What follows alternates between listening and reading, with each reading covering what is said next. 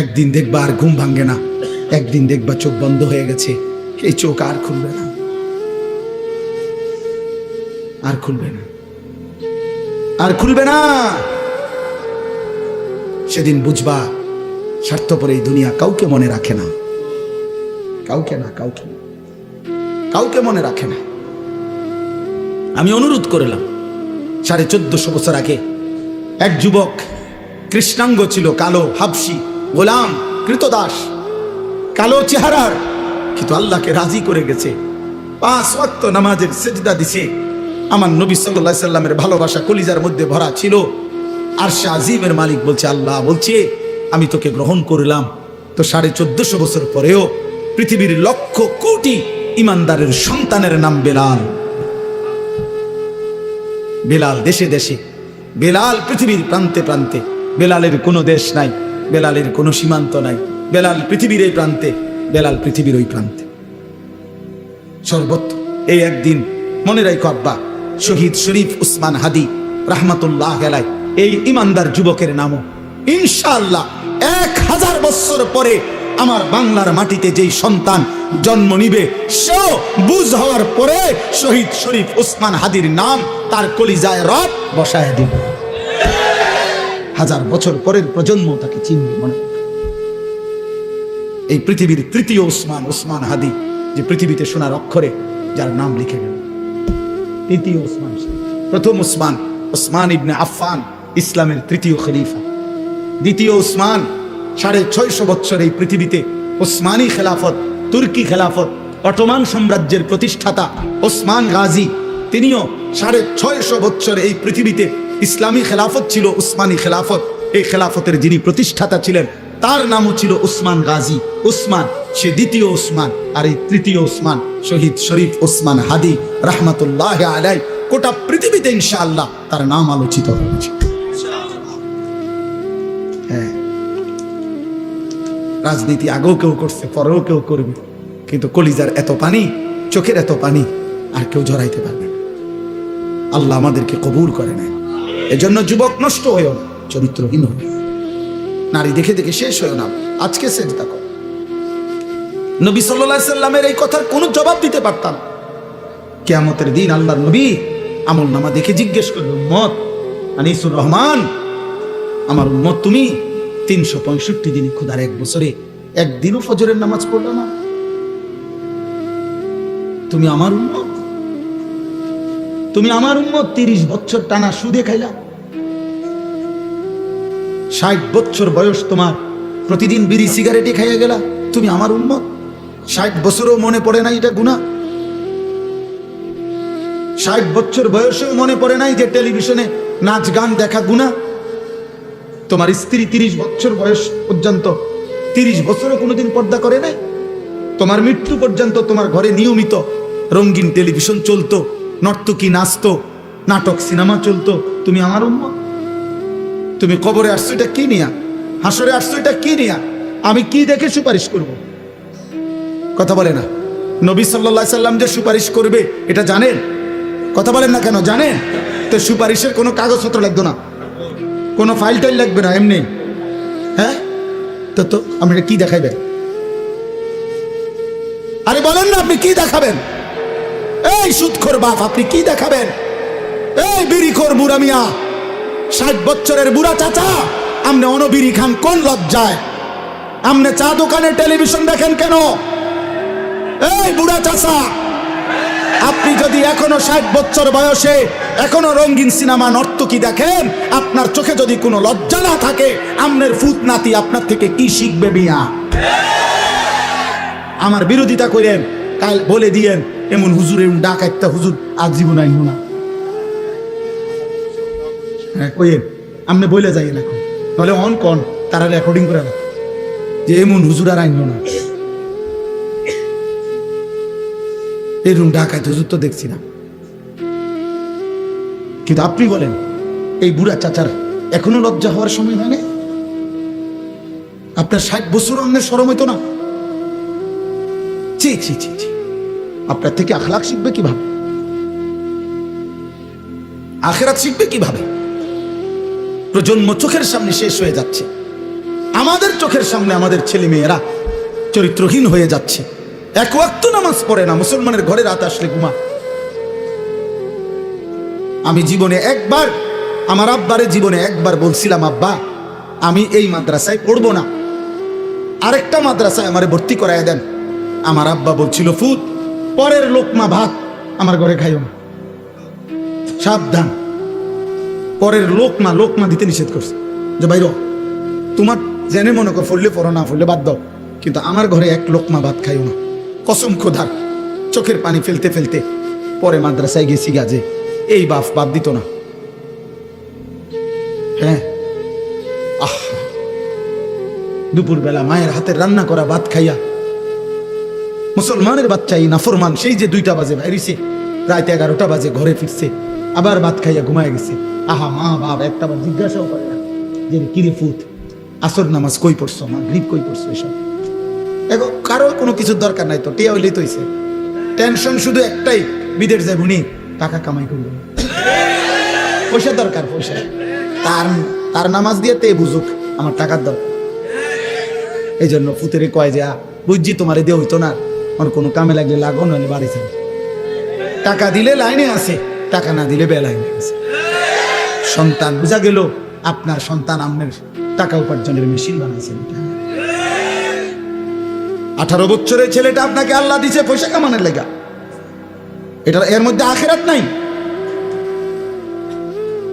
আপনার স্ত্রীর আখেরাত নাই, আপনার মেয়ের আখেরাত নাই। এটাই সফলতা যে পয়সাওয়ালা জামাই চাইয়া মেয়েটা বিয়ে দিছি, খালাস সফল। আল্লাহ আমাদেরকে বুঝ দান করেন, আল্লাহ আমাদেরকে ফিকির দান করেন। অনুভূতি চাই বাবা। অভিভাবক আপনারা বদলান, আপনারা চেঞ্জ করেন, আপনারা হিসাব লাগান। এই সমাজ এমনি ছেড়ে দিলে হবে না, আগামী প্রজন্ম নিরাপদ থাকবে না। এই ছেলে পেলে এরা তোমরা বড় হইবা বাবা, আমার কথা বুঝো। তোমরা যারা এই 14, 16, 18, 20 বছর বয়সী একটা প্রজন্মের যদি বড় অংশ, তোমরা যদি বেনামাজি হইয়া বেড়ে উঠো, তোমরা যদি নারী দেখতে দেখতে, ছবি দেখতে দেখতে, উলঙ্গ দৃশ্য দেখতে দেখতে তোমরা যদি বেড়ে ওঠো, খোদার কসম আব্বা, তোমাদের হাতের পরের জেনারেশন ওরা বহুত বড় কমবখ, বড় বেশি দুশ্চরিত্র হবে, এটা মনে রাখো। আমি আমার আব্বারে দেখছি জীবনভর সাদা টুপি পরতেন। আমার বাবা জীবনে কোনোদিন রঙিন টুপি পরে নাই, আমি জীবনে কোনোদিন পরিনি, আমার ছেলে কোনোদিন পরে না। তাহলে এটা একটা সিলসিলা আছে মানুষের। স্বাধীনতা বলেন, আজাদি বলেন, ইতিহাস বলেন, ইসলামের জিহাদ বলেন, সব কিছুতেই যুবকের পবিত্র রক্ত বড় দামি। আজকে বিশ্বাস করো আব্বা, তোমাদেরকে দুশ্মন এইভাবে হাতের পুতুল বানায়া তোমাদের চিন্তা চেতনা বিগড়ায় ফেলছে, তোমাদের আখলাক চলাফেরা বদলায় ফেলছে। একটাবারও ভাবনা আসে না যে আমি তো মুসলমান, আমি তো মুসলমান, একজন মুসলমান আমি সারাটা দিনে একটা ওয়াক্ত নামাজ না পড়ে কেমনে ঘুমায় গেলাম, কিভাবে সম্ভব এটা? আমি কত চিন্তা করছি আমার জীবনে, আমি এটা অনেক সময় ভাবি। আমার এটা রীতিমতো শরীরটার মধ্যে কাঁপ দিয়া ওঠে যখনই আমার মনে হয় যে ইন্না লিল্লাহ, এটা কি মুসলমান রে, 365 দিনে খোদার 1 বছর এই নাফরমানির ঢাকায় কোনোদিন ফজরের নামাজ পড়লো না। হায় হায় হায় হায়, মুসলমানের বাচ্চা এত বড় নিকৃষ্ট হলো কেন? এমন আল্লাহ ভুললো কেমনে? মালিক এভাবে ভুলে যায় কেন? কেউ তোমারে মনে করাইলো না বাবা, কেউ তোমারে বললো না একবার? আমার মা আমারে আজীবন আলহামদুলিল্লাহ নামাজের কথা বলছে। আমার মায়ের বয়স এখন 75 বছর, আমার মা আজও বৃদ্ধ বয়স, মাহাজুর হয়ে গেছে, মা আমার অসুস্থ, দুর্বল একদম, অনেকক্ষণ লাগাই 1-2 শব্দ কথা কইতে কষ্ট হয় মার। সেই মা আজও 75 বছর বয়সে আমার আম্মা আজও আমারে জিগায়, ফুত নামাজ ধরছ? কসম আল্লাহ, আমাকে জিজ্ঞাসা, আমারে মালিকের ইহসান, তোমাদের অগণিত ছেলেকে তোমাদের মা বাবা সবাই ভুলে গেছে। তোমরা মা বাবার ঘরেই ঘুমাও, কিন্তু তোমাদের মা বাবাও আর ডাকে না, কারণ তোমার চুল, চেহারা, লেবাস, পোশাক দেখে, তোমার চলাফেরার অসভ্যতা দেখে মা বাবাও এতটাই বিরক্ত, যা তারাই বলে দিছে, যা ফিসা দিয়ে ফিরতার কফলে। তার পথে সে চলুক, ওই তো না তার দিয়া কাঁদে অনেকে, হুজুর চেষ্টা করছে, ওই তো না। আজকে একজন আমারে বলছে, হুজুর আমি 2টা বছর আপন সন্তানের কাছে কত কান্দা কাঁদছি, আল্লাহর একটা সিজদা দিতে দেন। এই জন্য বললাম, কোন মানুষের জন্য এর চাইতে বড় লানত, অভিশাপ আর কি যে তার আপন মা বাবাও এখন আর তার আখিরাতের জন্য ভাবে না। বিষয়টা চিন্তা করে দেখ, আপন বাবা মা ছেড়ে দিছে, যা পরে দিয়ে আর হইতো না, তাহলে আর তার জন্য দুনিয়াতে ভাববে কে? এর চাইতে আপন হবে কে? স্বার্থপর এই দুনিয়ায়, বাকিরা তো সবাই স্বার্থপর। তো এখন মা বাবাও যদি ভুলে যায়, তাহলে আব্বা তোমা করে ফিরাবে কে? রশি ছেড়ে দিলে গাভী, রশি ছেড়ে দিলে ছাগল, রশি ছেড়ে দিলে বকরি পথ হারায় ফেলবে। কেউ যদি ধরে না রাখে, কেউ যদি ধরে না রাখে, খোদার কসম আমি বললাম, তাহলে তো সে পথ হারায় ফেলবে। ঠিক তেমনি ভাবে আল্লাহ তাআলা প্রত্যেক জামানায় নবী পাঠাইছেন, রসুল পাঠাইছেন, কোরআন কিতাব পাঠাইছেন, ওলামা পাঠাইছেন। পৃথিবীতে যত বড় মহামারী হোক, যত ঘূর্ণিঝড় আর জলোচ্ছ্বাসী হোক, পৃথিবীতে কখনো এই 1450 বছরে এমন হয়েছে যে গোটা পৃথিবীতে অঞ্চলকে অঞ্চল আর কোনো হুজুর নাই? কথা বোঝেন নাই আমার? এমন হয়েছে? এমন শুনছেন কখন? না। আল্লাহ বলছেন আমার বান্দাকে ধরে রাখার জন্য, আল্লাহর দিকে ফিরাবার জন্য, আমার কথা পৌঁছাবার জন্য আমি কুদরতি ভাবে ব্যবস্থাপনা প্রত্যেক জামানায় করে আসছি, ইসরাফিলের ফু পর্যন্ত করতে থাকব। আমার কথা হবেই, আমার কথা বলবেই, আমার দিন প্রচার হবেই হবেই, এভাবেই একদিন ইসরাফিল ফু দিবে। এই জন্য আমার শেষ কথা, আমি যে 2টা আয়াত পড়ছি, এই 2টা আয়াতের এই আর একটু কথা। আল্লাহ তাআলা বলেন, ওয়াকালু আইদা যালালনা ফিল আরদ আইন্না লাফি খালকিন জাদীদ। দোস্ত, এই শেষ আর 5 মিনিট কথা মনোযোগ দিয়ে শুনুন। 2টা আয়াতের তরজমা। আল্লাহ তাআলা বলেন, সমস্ত কাফের মুশরিক মক্কার বেঈমানরা নবীজিকে প্রতিদিন বলতো, মুহাম্মদ আমরা সবাই মৃত্যুর সাথে সাথে কবরে মাটিতে একটা সময় পরে আমরা মিশে যাব, হারিয়ে যাব মাটির সাথে, এরপরে পুনরায় আমাদেরকে সৃষ্টি করে হাসরের ময়দানে আবার উঠাবে। এটা কিভাবে সম্ভব? কিভাবে সম্ভব? কই পাইবে আমাদেরকে? কিছু ছেলে দেখেন কি পরিমাণ অসভ্য, ও যে বারান্দায় দাঁড়ায় কথাই বলতেছে। আর এই বদনসিব রে, আজীব দেখছেন গাদ্দার কেমন, ন্যূনতম কোনো ভয় বলতে গেছে। কিছুই মনে করে না, কাউকে কিছু মনে করে না। আল্লাহ কি, রসুল কি, কোরআন কি, আখিরাত কি, কিচ্ছু দরকার নেই। ওর চাহিদা পূরণ, ওর মনের ইচ্ছা। এই সমাজটার এই হাল আপনারা তাকায় দেখেন। এই 2-4 জন যারা বাবা চাচা আছেন, আপনারা আপনাদের ছেলেরা একসাথে হয়েছে, আপনারা দেখেন আপনাদের ছেলেদের চেহারা, এগুলো আপনাদেরই সন্তান, কারো ভাতিজা, কারো ছেলে, কারো সন্তান, কারো চাচতো ভাই, কারো মামতো ভাই। এরা নর্থ বেঙ্গলের থেকে আসে নাই, এরা পার্বত্য চট্টগ্রাম থেকে আসে নাই, এরা কাছাকাছি জায়গা, সর্বোচ্চ 20 কিলোমিটার হবে না, 10 কিলোমিটার জায়গার মানুষেরা। তাহলে 10 কিলোমিটার জায়গার একটি অঞ্চলে সংখ্যাগরিষ্ঠ মুসলমান বাংলাদেশে 10 কিলোমিটার অঞ্চলের মুসলমানের জীবনযাত্রা কিশোর যুবকের যদি হয় এরকম যে 5 ওয়াক্ত নামাজ পড়ে না বেশি অংশ, তাইলে পুরা দেশের হালাত কি? বলো না ভাই, তোমরা একটা ছেলে বলো, একজন বিবেকবান, আমি তোমার প্রতিপক্ষ না, আমি তোমার দুশ্মন না, তোমার সাথে আমার কোনো দ্বন্দ্ব নেই, কিন্তু তোমরা একটা ছেলে তাকাইয়া বাকিদের দিকে দেখো, তোমার আন্দাজ হবে যে সে নামাজ পড়ে কিনা। তাহলে মাত্র 10 কিলোমিটার জায়গার মধ্যে যদি এখানে মনে করেন, এখানে যদি 500 ছেলে হয়, 450 নামাজ পড়ে, তাহলে কোন 10 কিলোমিটার জায়গার 500 যুবক কিশোর, তার মধ্যে যদি মুসলমান 450 নামাজই না পড়ে, তো মুসলমানের প্রাধান্য কই থেকে আসবে? আমরা সংখ্যা গুনলে না বেশি, 1 2 3 4 5 6, কিন্তু আমাদের ঈমান, আমাদের শক্তি, সেটা আসবে কোত্থেকে?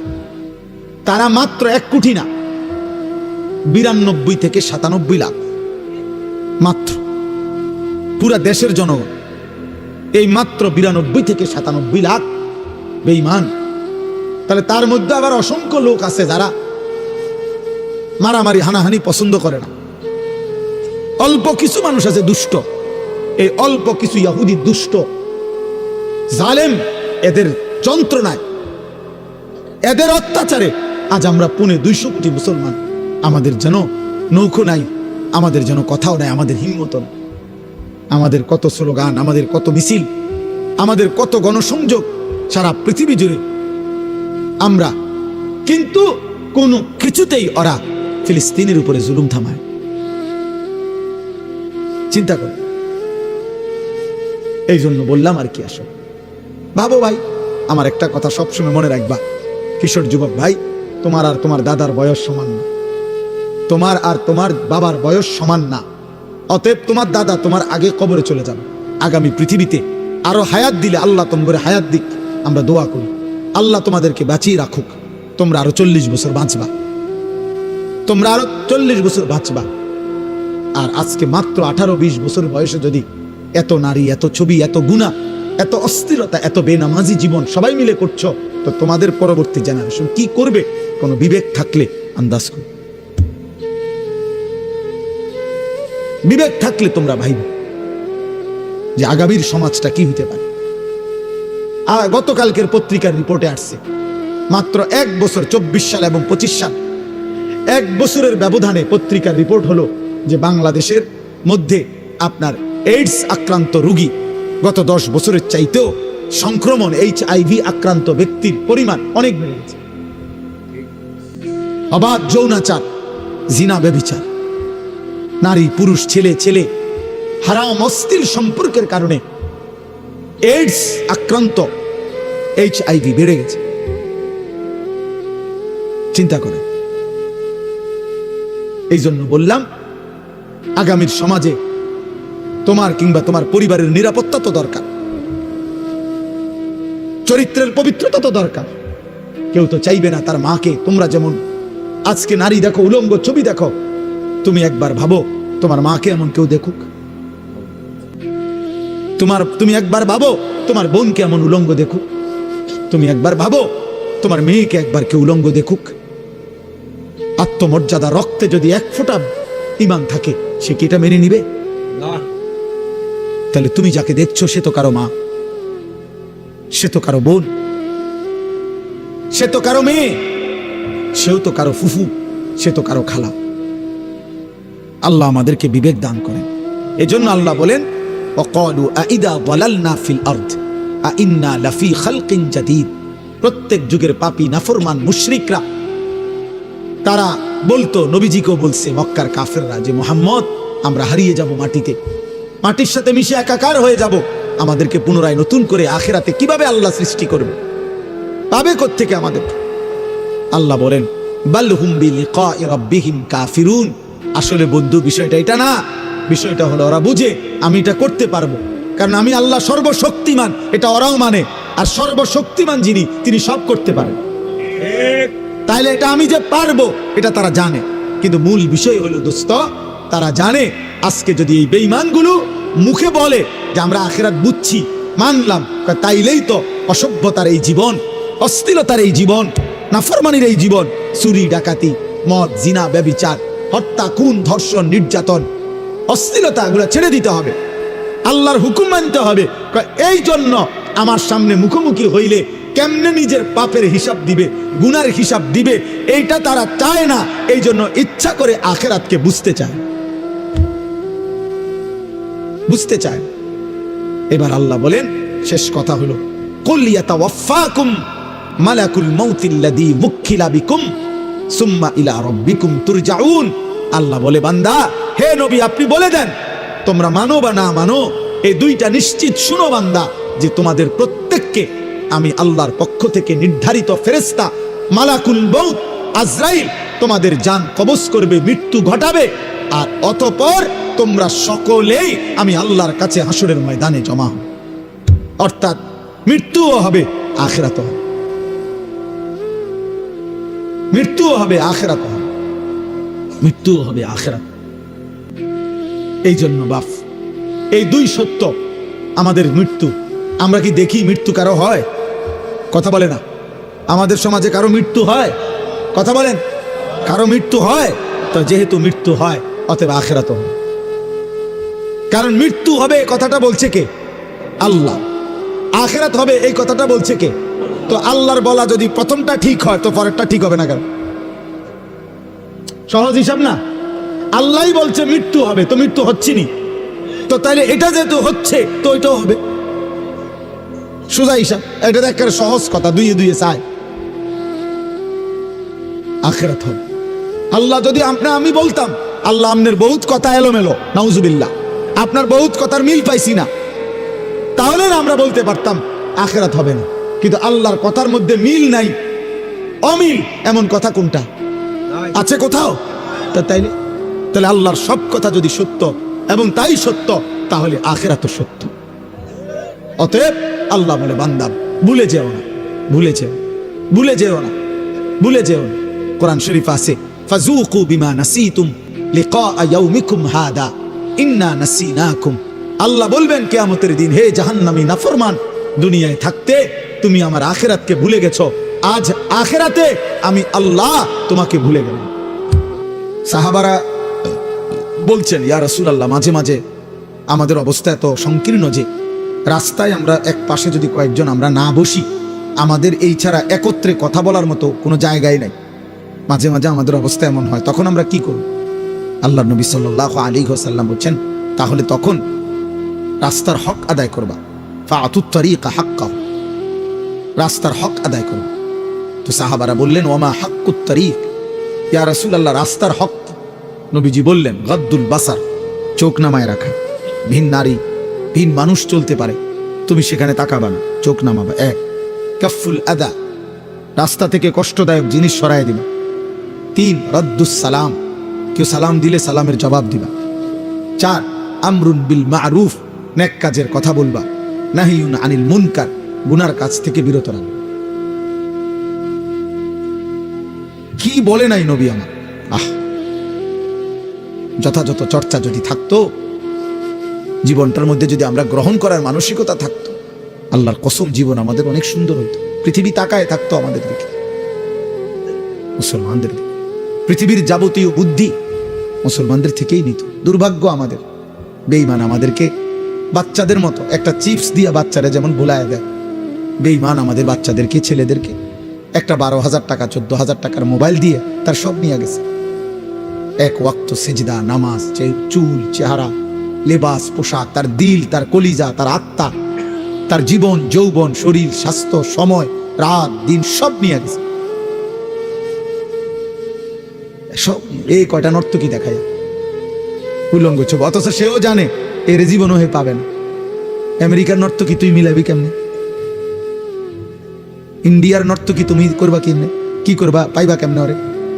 আর পাইলেও বলে এই নাপাক, এই মুশরিক, এই বেঈমান নারী দিয়া তুমি করবা। কিন্তু এতটুকু বুঝ তার কলিজার মধ্যে না।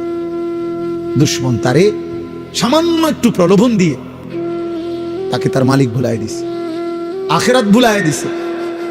মুসলমানের ঘরে ঘুমায়, বাবা মা মুসলমান, দাদা দাদি, নানা নানি মুসলমান, পুরা ফ্যামিলি মুসলমান, চারিদিকে মসজিদ, চারিদিকে মাদ্রাসা, ওয়াক্ত নামাজের আজান হয় চতুর্দিকের মসজিদ থেকে।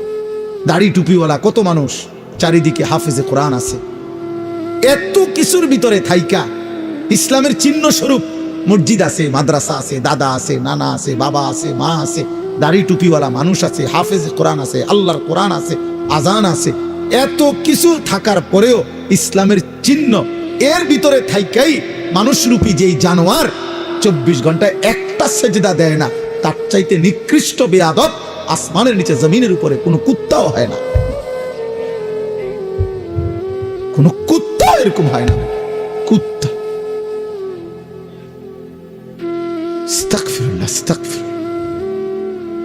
একটা ছেলে ইনসাফ করে বলো, চারিদিকের এত আয়োজন আল্লাহ মনে করে না?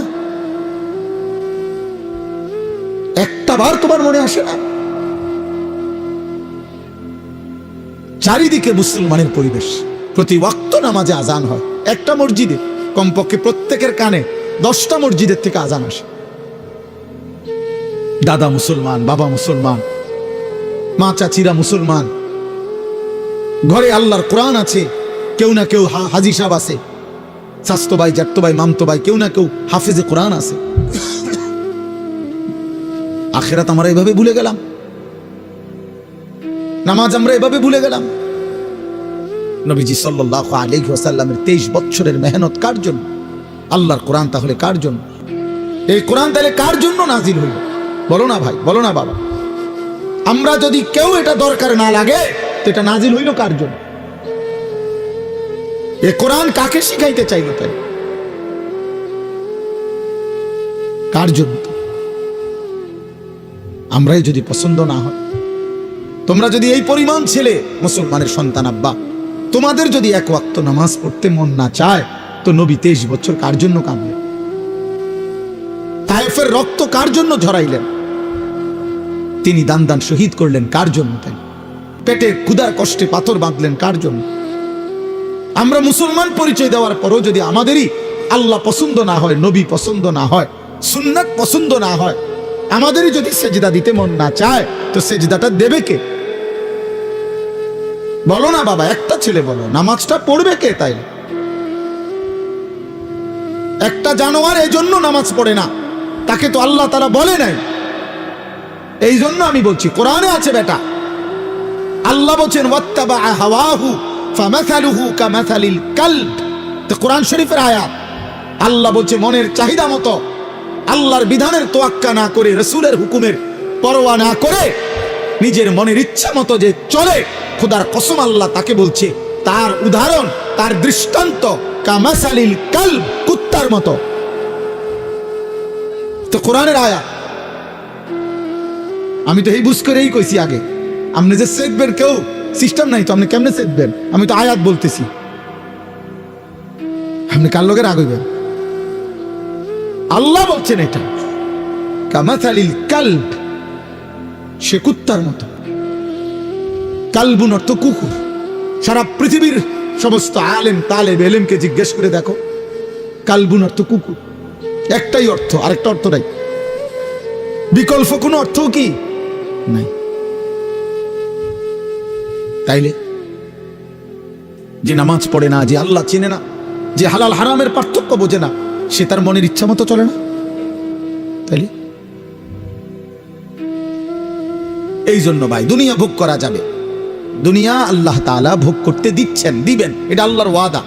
অনুগত অবাধ্য ইমানদার কাফের, মুশরিক, নাস্তিক, মুরতাদ, বেঈমান, জন্তু, জানোয়ার, হাইওয়ান, চতুষ্পদ জন্তু, প্রত্যেককে আল্লাহ তাআলা দুনিয়া ভোগ করতে দিবে, এটা আল্লাহর ওয়াদা যে আমি দেব এটা। কিন্তু মূল বিষয় তো হলো আখিরাত, মূল বিষয় তো হলো পরকাল। আমার ভাই একজন বাবা বুঝেন, একজন বোন বুঝেন, পর্দার আলের মা বুঝেন, তোমরা ভাই একটা ছেলে বুঝো, তোমরা বলো ভাই, কোরআনুল কারীম 30 পারা 23 বছরে আল্লাহ কোরআন নাজিল করেছেন শুধুমাত্র এই বিল্ডিং, বাজার, সংসার, ঘর, ব্যবসা, এই দুনিয়া কেমনে করবে? এই জন্য,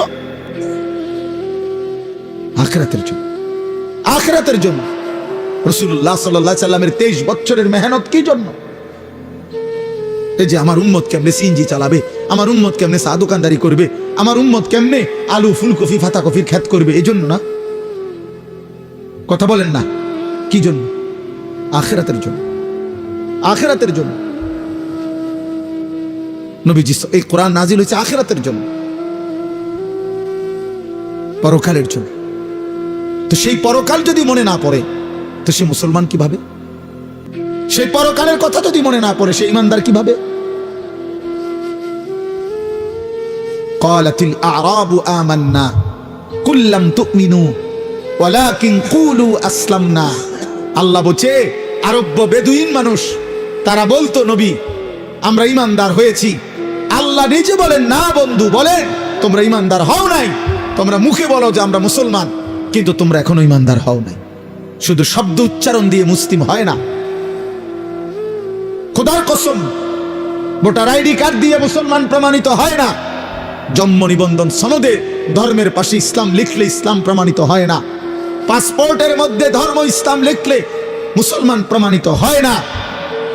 আল্লাহ কুরআনুল কারীমে বলছে আহাসিবান নাসু আন ইউতরাকু আন ইয়াকুলু আমান্না ওয়া হুম লা ইফতানুন।